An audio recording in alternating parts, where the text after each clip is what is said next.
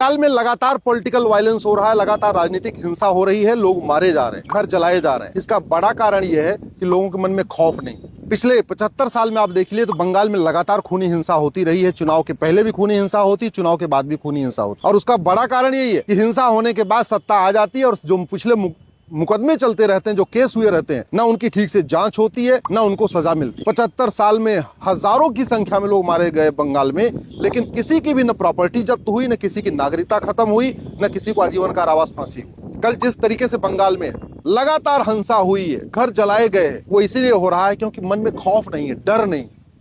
सांसद विधायक बदलने से मन में खौफ नहीं होता, सरकार बदलने से मन में खौफ नहीं होता। मन में खौफ तब होता है जब नियम कानून बदला जाए और कठोर दंड दिया जाए, और दंड भी अपराध करने के साल भर के अंदर दिया जाए। चीन में कभी हिंसा नहीं होती, सिंगापुर में कभी हिंसा नहीं होती, जापान में भी चुनाव होता है, वहां तो हिंसा नहीं होती, अमेरिका में चुनाव होता है, वहां इतनी हिंसा नहीं होती है, रूस में भी चुनाव होता है, बहुत सारे देशों में चुनाव होता है, वहां ऐसी हिंसा नहीं होती, लेकिन भारत में होती है। क्यों?